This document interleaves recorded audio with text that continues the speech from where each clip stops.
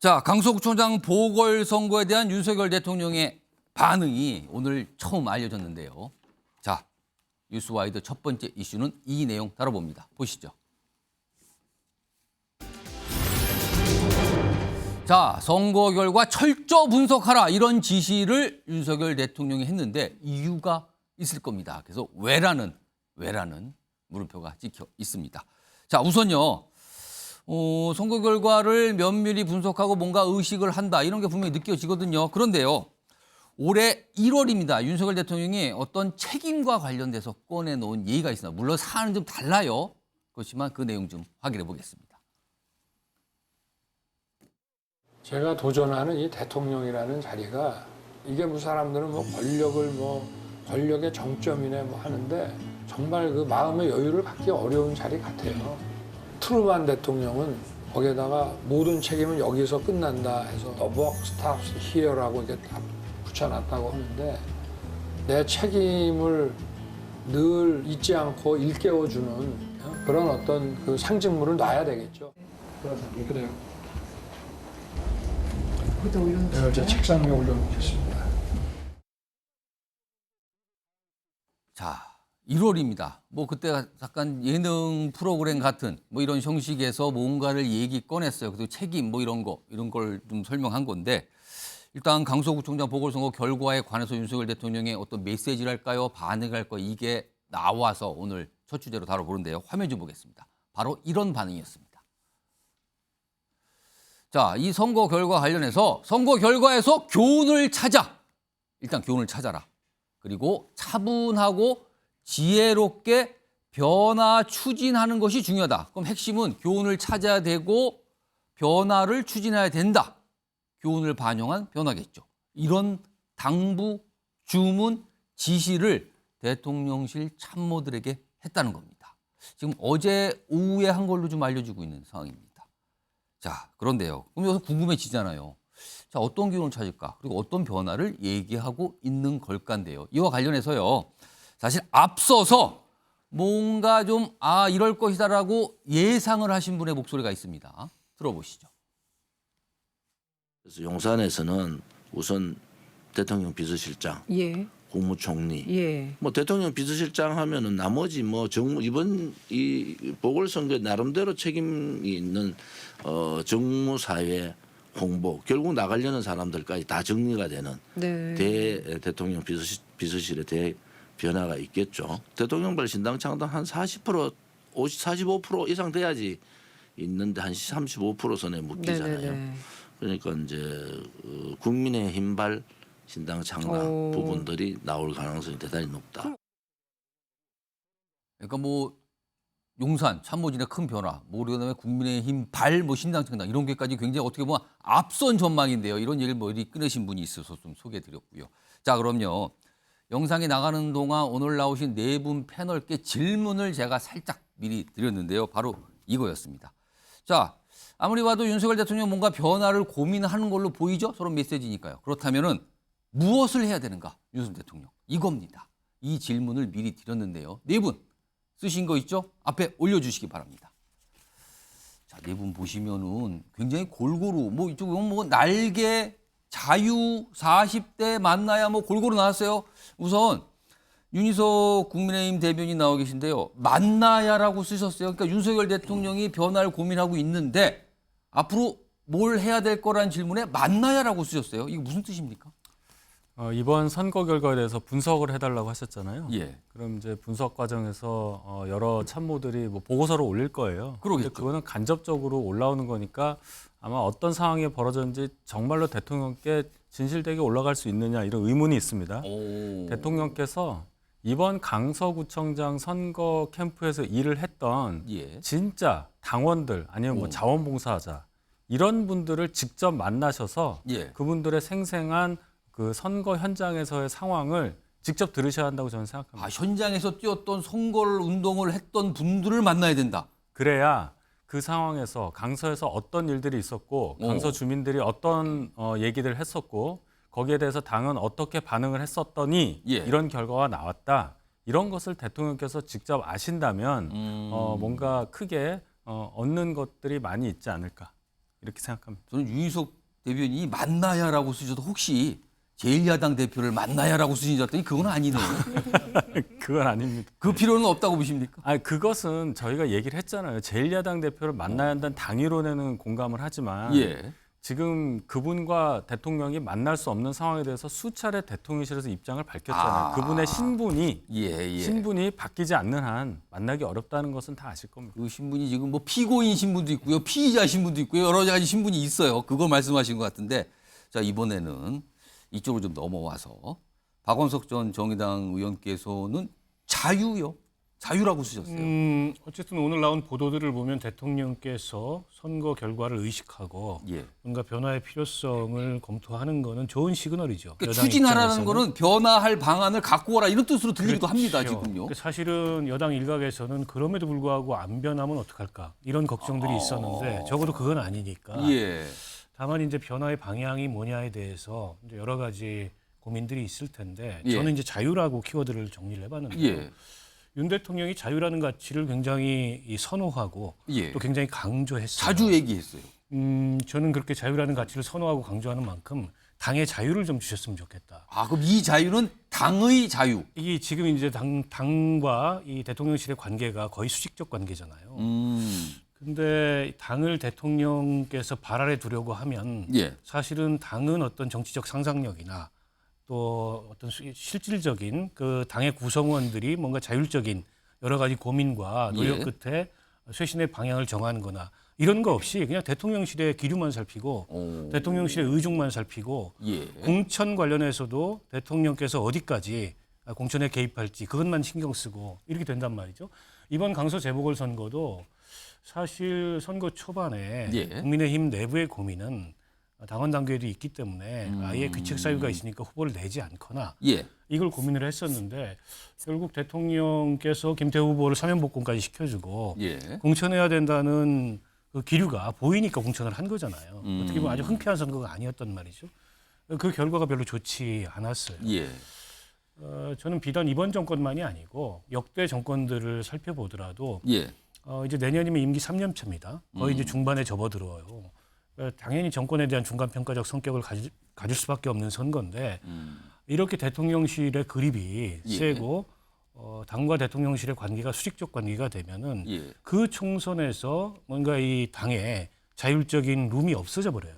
그런 선거 결과 별로 좋지 못합니다. 과거에 뭐 진박 공천 이런 사례도 보셨듯이 예. 그런 면에서 윤 대통령이 내년 총선에서 지금보다 나은 결과를 원하신다면 당을 믿어보고 예. 당의 구성원들한테 일종의 자율적인 여지를 주고 당의 판단을 경청하는 게 어떨까 예. 이제 그런 권고를 드리고 싶습니다. 그러니까 당의 자유. 앞서 윤석열 대변인은 선거를 치렀던 현장에 있던 인력들의 그 얘기를 들으니까 만나야 된다. 이렇게 두 가지 나왔고요. 이번에는요.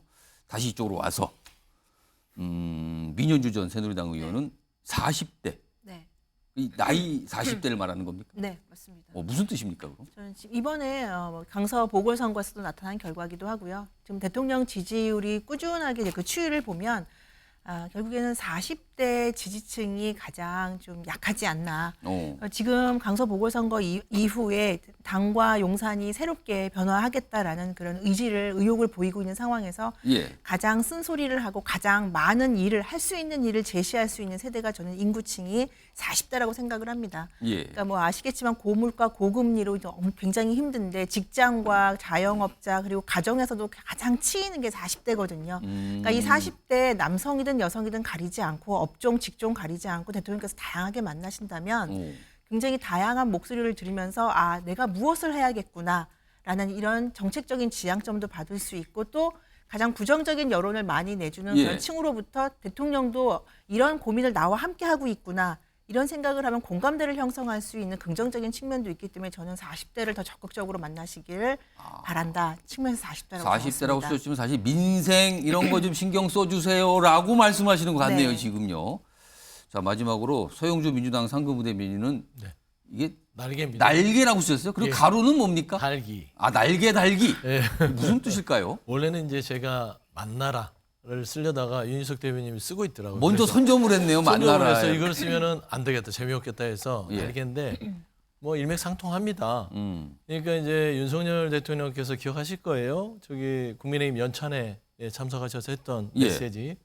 그러니까 본인의 국정 운영에 반하는 비판하고 반대에 서서 방해하는 세력을 반국가 세력이라고 얘기했죠. 그리고 그들과는 같이 갈 수 없다. 예. 단호하게 얘기했습니다. 그리고 공산 전제주의까지 얘기를 했죠. 예. 그 부분에 있어서는 따지고 보면은 야당이 가장 뭐 국정 운영에 뭐 발목을 잡는다. 그다음에 뭐 반대한다. 예. 그런 규정이 될 수 있었던 것이죠. 그러니까 한쪽 날개로 날겠다고 얘기를 한 거예요. 근데 그 결과가 강서구청의 재보선의 결과로 예. 드러난 것이죠. 한쪽 날개로는 절대 못 나는 겁니다.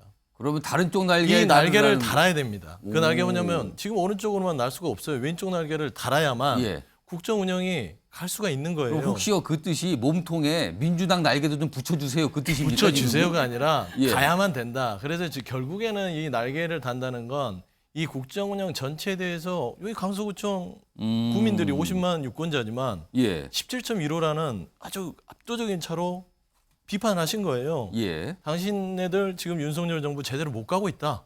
제대로 해.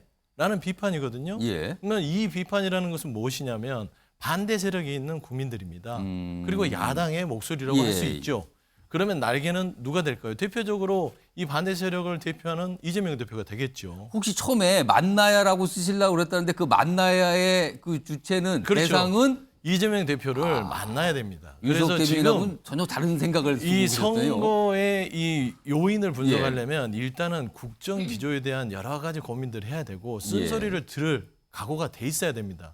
그래야 원인을 분석을 하는 것인데 야당 대표도 만나지 않으면서 예. 내부에서 그 고민하고 분석해봤자 수치밖에 안 나와요. 아. 그래서 국민들은 일단 떼내버린 한쪽 날개를 다시 달고 예. 야당 대표도 만나고 그다음에 이 국민들의 쓴소리, 예. 비판의 어떤 목소리 이런 거를 들어야만 예. 이번 선거에 대한 교훈을 얻을 수 있다. 저는 그런 말씀에서 날개라고 이야기하고 있습니다. 네 분 굉장히 골고루 나왔어요. 일단 내려주시고요. 윤석 대변인만 좀 들고 계세요. 잠깐. 좀 추가 질문 좀 드릴게요. 당에 계시니까 질문 좀 몇 가지 좀 제가 좀 드릴게요. 혹시요 지금 용산의 참모들, 그러니까 비서실 등 포함한 참모들 전면적인 교체나 개편이 필요하다고 보십니까 지금?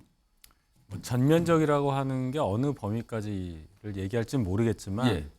변화는 필요하다는 그러면 데 동의합니다. 비서실장이나 그 정도 수위에서의 변화는 필요하다고 보세요?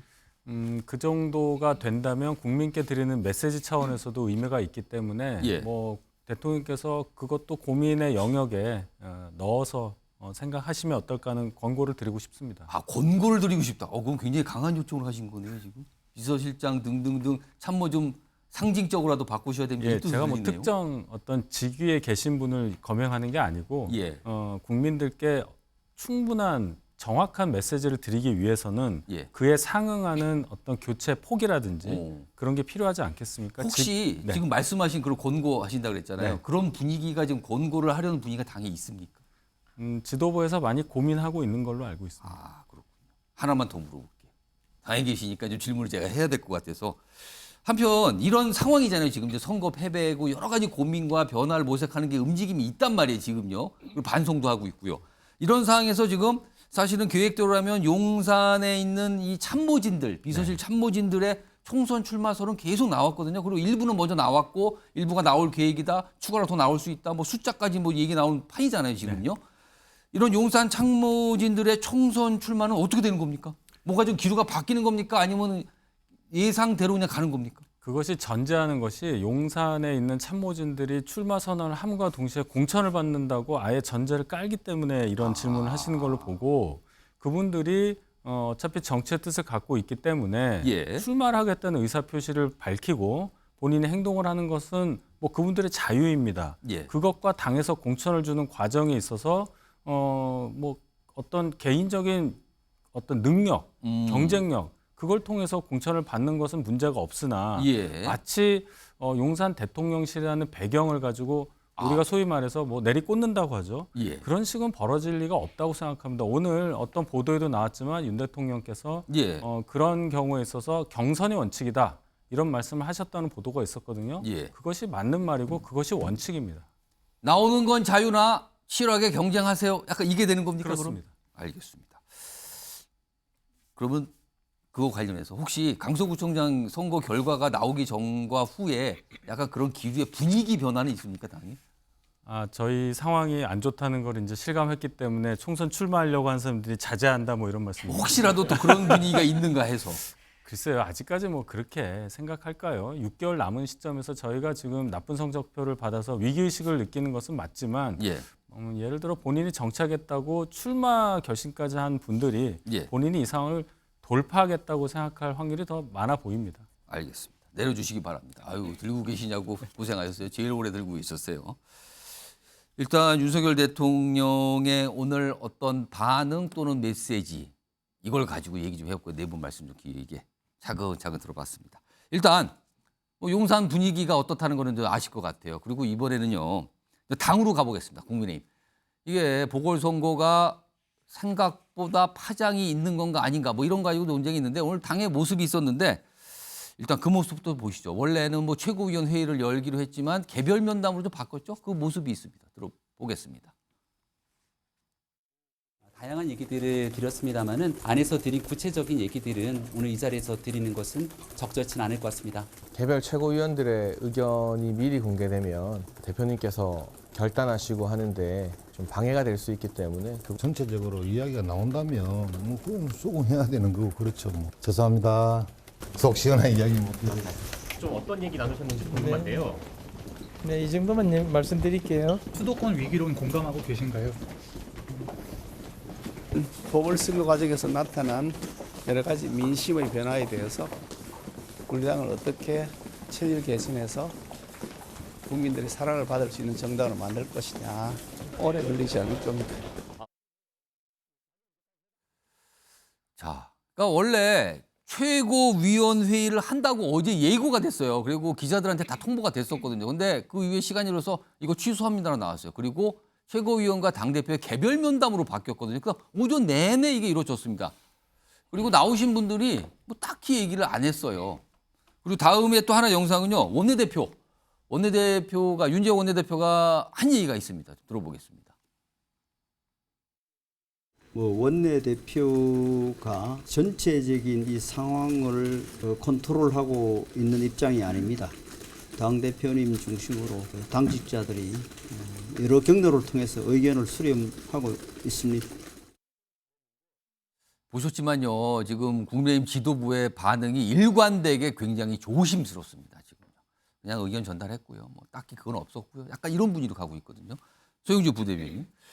경쟁 정당 상황이긴 한데 일단 최고위원회의는 지도부가 다 모이는 회의인데 이게 취소가 됐어요. 잡혔다가. 그렇죠. 그리고 개별 면담으로 바뀌었습니다. 네. 왜 그랬을까요? 뭐 이제 오랜 경험으로 봐서는 이제 상황만 제가 좀 분석을 하자면 예. 김기현 대표는 이런 마음일 거예요. 이대로 죽을 수는 없다. 그러니까 이 강서구 선거를 할 때 외통수였어요. 그러니까 김태우 후보를 공천할 때 처음에 본인은 반대를 했었던 의사를 분명히 아실 겁니다. 근데 용산의 기류를 감안해서 억지 공천을 했어요. 그리고 나서 선거운동까지 열심히 했습니다. 예. 당연히 지는 게임인지 예상을 했을 건데 그러면 결국엔 그 책임이 본인한테 올 것까지 다 예상을 했을 겁니다. 그래서 안철수 의원도 거기 넣어놓고 나경원 의원도 넣어놓고 이제 책임 분산한 것이죠. 예. 그럼에도 불구하고 당대표니까 책임을 져야 돼요. 책임론이 나온다. 그래서 책임론이 나오죠. 그런데 용산에서는 비대위로 전환하는 게 용산 입장에서는 편하겠죠. 하지만 김기현 대표 입장에 봐서는 이대로 죽을 수는 없어. 내가 어떻게 여기까지 굴욕을 참고 왔는데. 완전 불명예가 될 수 있다는 그렇죠. 거군요. 그냥 사퇴해버리면 사라지는 겁니다. 그래서 여기서는 버텨야겠다라는 차원에서 저는 첫날의 분위기에서는 김기현 대표의 어떤 여러 가지 책임론이 불거져 나왔다고 제가 들었어요. 예. 이제 두 번째 했을 때는 그게 나오기 전에 빨리 끝내놓고 개별 면담을 하는 것이죠. 모아놓으면 여러 가지 얘기가 나올 수 있으니 개별 면담을 통해서 한 명씩 그냥. 내가 일단 참고 좀 해볼게. 예. 그래서 나에게 기회를 주시오. 저는 이런 작업들이 이루어졌다고 보고요. 저는 이런 부분에서는 김기현 대표를 100번 이해한다. 그렇게 말씀드립니다. 윤석 대변인께 질문 드려야 되는데 왜 개별 면담으로 바뀌었습니까? 그러니까 애초에는 어제 최고위원회 하면서도 내일 그럼 하루 긴급 최고위를 하자. 예. 그 이유가 하루 정도 그러니까 어제 아침에는 뭔가 구체적인 쇄신책이라든지 이런 거를 발표할 만한 시간적 여유가 없었기 때문에 예. 좀 더 다듬어서 오늘 아침이 되겠죠. 예. 하루 뒤에 긴급 최고위 통해서 뭔가를 의결하고 정돈된 어떤 쇄신책을 발표하자 이렇게 했었는데 예. 물리적으로 굉장히 부족한 시간이었다고 생각합니다. 그리고 그 전에 지도부야 한 방향으로 가지만 또 개개인의 생각이 다를 수 있는 여지가 있기 때문에 예. 그것을 좀 하나로 모아야 할 시점이다. 지금 이 상황은 그런 차원에서 1대1로 면담을 하면서 지도부의 입장을 가다듬는 그런 작업이 아니었을까 이렇게 생각해 봅니다. 자, 당에 계신 분과 당 밖에 계신 분 두 가지 분석을 좀 들어보셔서 설명입니다. 참고하시고요. 자, 지금부터는요 미니 인터뷰 하나 준비되어 있는데요. 천하람 국민의힘 순천갑 당협위원장 연결돼 있습니다. 그동안 뭐 당향에서 여러 가지 쓴소리를 많이 하신 대표적인 분이라고 할 수 있습니다. 자, 천하람 위원장 나와 계시죠? 네, 천하람입니다. 뭐 저라고 늘 쓴소리가 하고 싶어서 하는 건 아닌데요. 알겠습니다. 어쩌다 보니까 또 많이 제가 하고 있습니다. 쓴소리 자주 하신다니까 또 그걸 설명해 주시네요. 알겠습니다.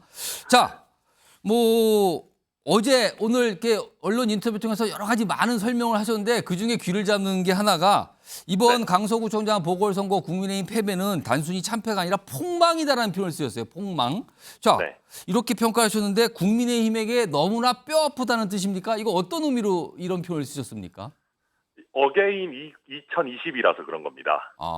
이게 저희가 뭐 어게인 2002 월드컵이고 이런 거면 너무 좋겠지만은 이게 어게인 2020 총선이라는 의미거든요. 예. 그때 저희가 졌던 표차랑 거의 흡사합니다. 근데 국민의힘에 몸담고 있는 분들 다 아시겠지만 2020년 총선 분위기 정말 최악이었거든요. 예. 뭐 차명진 막말 같은 거 터지고 특히 수도권에서 선거 치른 분들은 야 이거는 뭘 해도 안 된다라는 분위기를 몸으로 느끼셨을 텐데 예. 그때 그 분위기로 다시 돌아간다라고 하는 거는 이거는 정말 수도권에서 선거 준비하는 국민의힘 후보들 입장에서는 이거 정말 폭망인데 라는 생각이 절로 들 겁니다. 그래서 2020년 과거 총선이 연상이 된다 이런 표현이 주셨군요. 자, 그리고요. 그동안 국민의힘에서는 민주당의 이재명 대표 체제를 굉장히 많이 비판을 했어요. 그러면서 막 사퇴 요구까지 국민의힘에서 했거든요. 민주당을 향해서. 그런데 그 체제에 민주당에게 패배를 한 겁니다.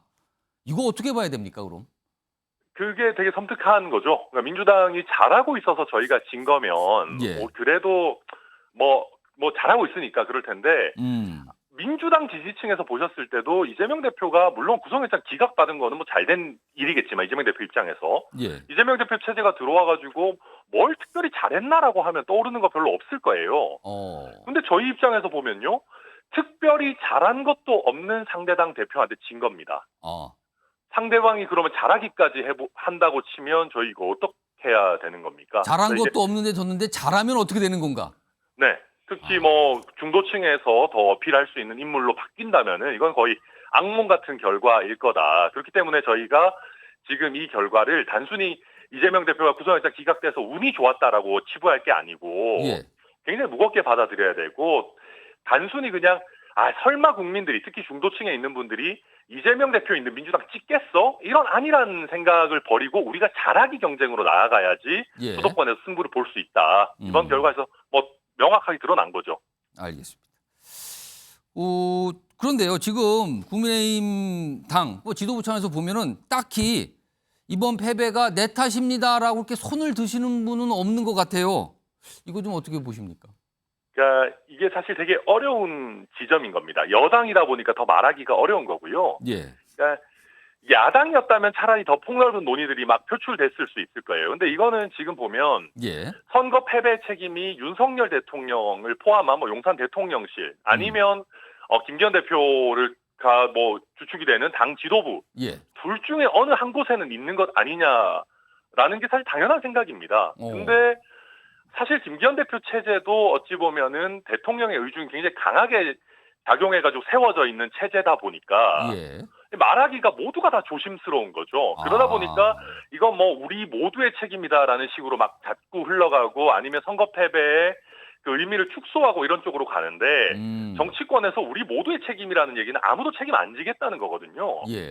그렇게 되면 지금 이번에는 50만 명의 국민들께 회초리를 맞았지만 이번에 회초리 맞고 저희가 제대로 반성하지 않으면 다음번에 자칫하면 1,000만 명, 5천만 명의 회초리를 맞을 수 있게 그런 길로 가게 될 수도 있는 거죠. 그러다 보니까 저도 뭐 쓴소리 하고 있습니다. 자, 그러면은 사실 궁금한 거는 그럼 지금 당 지도부는 어떤 선택을 해야 된다고 보세요? 이게 참 뭐 간단한 문제는 아닙니다만 당 지도부 입장에서도 모든 옵션을 열어놔야 됩니다. 어. 그리고 국민들께서 보셨을 때도 예. 당 지도부가 자기 자리에 연연 안 하고 정말 당을 위해서 뭐든 할 수 있구나, 내려놓는구나, 예. 책임지는구나라고 하는 인상을 드려야 되는 거고요. 이게 지금 굉장히 위험한 게 제가 아까도 야당일 때가 더 편하다고 그랬는데요. 예. 저희가 지난번에 2020년에 총선 참패하고 나서 당시 보수정당으로서는 굉장히 파격적인 것들 많이 했습니다. 뭐 김종인 위원장을 모셔오질 않나, 예. 30대 영선 당대표를 세워가지고 완전히 체질을 개선하지 않나, 예. 할 수 있는 많은 것들을 굉장히 많이 했어요. 예. 근데 그렇게 해서 저희가 세대적으로도 이념적으로도 지역적으로도 많이 확장을 했는데 예. 그렇게 해서 국민의힘 선택한 분들이 떠나가고 오히려 배신감을 느끼는 분들까지 나오고 있는 마당이거든요. 그러면 그거보다 더 파격적으로 더 세게 혁신을 해야 되는데 예. 그럴 수 있는 수단이 마땅치 않고 지금 대표를 포함한 지도부도 굉장히 좀 미온적인 거죠. 이렇게 해가지고는 이미 실망한 분들의 마음을 다시 돌리기는 점점 더 어려워질 거다. 그렇게 봅니다. 이건 가정인데요. 만약에 지금 지도부에서 최고위원들은 당원들의 선택을 받아서 지도부에 들어가신 분인데 그 지도부가 아니라 사무총장 등 이른바 임명직 지도부가 있거든요. 임명직 당직자들이 사퇴하는 수순에서 정리가 된다면 이건 어떻게 좀 평가하시겠습니까? 국민들이 보시기에는 그냥 미봉책, 더 나쁘게 보면 꼼수 정도라고 보실 겁니다. 그게 사실 무슨 의미가 있겠습니까? 알겠습니다. 네. 자, 오늘 말씀 여기까지 듣고요. 지금까지 천하람 국민의힘 순천갑 당협위원장이었습니다. 고맙습니다. 네, 감사합니다. 이 천하람 위원장이 원래 좀 쓴소리도 좀 많이 하고 뭔가 이렇게 명확하게 했는데 오늘은 참 고민이 많다. 이거 딱히 선택지가 만만치 않다. 뭐 이런 설명을 계속 반복적으로 했네요. 자, 이런 가운데요. 지금 국민의힘 지도부가 어떻게 될 것인가? 어떻게 해야 될 것인가? 이거에 대해서 갑을 논쟁들이 뭐 갑론을박 나오고 있어요. 지금요. 그 목소리도 준비한 게 있습니다. 들어보겠습니다. 이전에 오늘 아침에 어제 저녁에 제가 한 7, 8분한테 전화를 받았는데 거의 다 원외입니다. 그분들께서는 이번 개혁이 자기들 뭐 최소화해서 그냥 슬쩍 넘어간다면은 연판장을 받겠다. 잘하지 않으면은 또 책임자가 안 나오고 자꾸 뭐 미봉책으로 가면은 우리 원외위원장들 이제 연방장이라도 받겠다. 뭐. 지금 소위 비대위를 구성하는 것은 당의 혼란만 야기하고 많은 당원들이나 국민들이 인정하는 사람이 당의 대표가 되고 그분이 리더십을 발휘해야 되는데 그런 리더십을 발휘할 만한 분을 금방 찾아내기가 어려워서 이게 총선을 앞두고 그렇게 될 경우는 훨씬 더 문제가 심각해질 수가 있거든요. 미연주 전 의원님. 국민의힘 지도부 어떤 선택해야 됩니까? 지금 비대위 안 된다는 얘기 나오고 어떤 쪽에서 이거 뭐 책임질지 누군지 다 아는데 안 하면 이거 연판장 돌려요. 뭐 이런 얘기가 나왔어요. 지금 이거 서로 맞서고 있는 상황이기도 해요. 지금 이거 어떤 선택해야 됩니까? 사실 뭐 비대위 일반적으로 당이 위에 처하면 비대위 얘기가 가장 먼저 나오는 건 뭐 상식적인 얘기고요. 뭐 특히나 재보궐선거나 집권 여당으로서 어떤 선거에서 큰 격차로 졌을 경우에는 뭐 당연히 비대위 나오고 혁신이 얘기 나오죠. 그런데 국민의힘 지금 상황에서 봤을 때 비대위로 가는 것이 지금의 위기 상황을 극복하고 새로운 비전을 제시하고 다음 총선을 대비할 때 가장 효과적인 것인가라는 점을 아마 당 안팎에서는 고민을 하고 있는 것 같아요. 지금 당장 아까도 이제 인터뷰한 분들 중에 얘기 나왔지만 새로운 비대위를 꾸렸을 때 그러면 비대위를 갖다 이끌어갈 수 있는 당에서 그 정도의 리더십과 카리스마를 가진 분이 있을까? 못 찾겠다는 거잖아요, 지금. 그런 문제 제기도 사실은 있고요. 그리고 지금 김기현 대표가 그렇다고 해서 뭐 이 당을 뭐 굉장히 강하게 앞으로 어떻게 그립감을 가지고 갈까 이런 얘기보다는 총선에 대비한 새로운 무슨 기구를 만든다든지 조직을 만들어서 총선 대비용으로 전환할 수 있다 이런 가능성이 지금 나오고 있는데 아마 당 내에서는 그게 가장 현실적인 대안이 아닌가 이렇게 보고 있는 것 같습니다. 그러니까 지금 너무 짧은 시간 지금 게다가 저희 당무감사가 시작이 됐어요. 그렇습니다. 당무감사가 시작됐으면 지금 사무처의 사무총장 이하 쭉 당무감사에 지금 집중해야 되는 시기인데 그래야지 그 당무감사가 잘 지나야 총선에서 유리한 지형을 만들 수 있는데 지금 지도부 자체가 흔들리면 당무감사도 흐지부지되고 그럼 다음번 인재 영입이라든지 지역 정비도 문제가 생기기 때문에 김기현 체제를 유지하면서 조금 더 혁신을 가져갈 수 있는 새로운 기구를 만드는 그런 안들을 대안으로 제시하고 있는 게 아닌가 싶어요. 그리고 현실적으로 이전에도 예전에 김무성 대표 때도 그랬고 그런 혁신이라든지 뭐 보수개혁위원회 이런 것들을 통해서 새로운 혁신안을 좀 많이 받아서 실천으로 옮기려고 했었기 때문에 그런 방안으로 가는 것이 지금 현재에서는 가장 현실적인 대안으로 떠오르는 것 같습니다. 이번에는 박원석 전 정의당 의원께 정의당도 사실 지금 뭐 대단하다는 소리가 들려요. 지금요. 이분도 정의당도 뭐 얼마 못 얻었거든요. 표를. 그러니까 정의당도 굉장히 심각하다고 그러는데 일단 뭐 그건 좀 자치하고요. 네. 이 여당인 국민의힘 지도부 어떤 선택을 해야 된다고 보세요? 앞서 이제 그 오늘 대통령실발 보도를 보면 선거 패배의 결과를 면밀히 분석해서 보고해달라. 교훈을 얻겠다. 그 보고와 대통령의 판단에 달려 있다고 봅니다. 그러니까 김기현 대표가 당 대표가 되실 때부터 저거는 철저히 윤석열 대통령의 작품이었어요. 사실은 다른 경쟁자들을 다 제압하고 경쟁이 거의 제한된 조건에서 당 대표를 만들다시피 한 건데 때문에 김기현 대표의 독자적인 어떤 당내의 입지가 그렇게 단단하지 않거든요. 결국에 이번 선거의 패배의 원인을 대통령께서 뭐라고 진단하고 그에 따라서 어떤 대안을 내놓느냐에 따라서 저는 지도부 거치가 달려 있는 게 아닌가 싶고요. 김기현 대표 입장에서 좀 억울할 수 있어요. 본인이 흔쾌한 선거가 아니었고 다 본인이 물론 이제 선거 캠페인을 주도했지만 본인이 주도한 선거라고 볼 수 없는데 이 책임을 져야 되냐. 근데 정치하다 보면 억울한 일 많거든요. 그럼에도 불구하고 책임을 지는 게 정치 지도자의 숙명일 수밖에 없는 거고. 그 책임을 지는 거는 뭘 뜻하시는 겁니까? 저는 결국에 이제 수습이냐 쇄신이냐인데 지금 누구도 수습은 아니고 쇄신해야 된다 이렇게 얘기하잖아요. 쇄신은 인적 쇄신입니다. 다른 무슨 뭐 기구 만들고 이런 거는 별 의미 없는 얘기라고 저는 보고. 근데 이제 김기현 대표가 책임이 없지 않다고 저는 생각하는 게 선거 전략이나 캠페인 상의 여러 가지 난맥상들이나 이 패착들이 있었다고 생각합니다. 특히 대통령과의 한라인론 얘기를 했는데 저는 이게 굉장히 영남 그 지금의 국민의힘의 영남 지도부에 영남에서 늘 하던 특히 여당 시절에 대통령과의 거리가 얼마나 가까운가 이런 관성적 캠페인을 한 바로 거예요. 연결됩니다. 뭐 이런 거죠. 근데 상대는 심판론을 들고 나왔어요. 윤석열 대통령의 국정 지지율은 낮습니다. 이거는 선거 구도상 말이 안 되는 캠페인을 한 거예요. 그런 면에서 저는 책임도 있기 때문에 물러나는 것이 국민의힘의 어떤 공간을 열어주는 그런 출발점이라고 봅니다. 지금 보니까 이 야당 쪽에 몸담고 계신 분들이 반복적으로 공통점이 김기현 대표가 조금 억울할 수도 있지만 그렇지만 이 얘기를 좀 계속 공통적으로 하시네요. 사실 여당 패널들께서 못 하시는 얘기를 해드리는 거예요. 그런 겁니까 지금? 맞습니까? 말씀들이 없으시네요. 알겠습니다. 자, 국민의힘 여당 상황까지 짚어봤고요.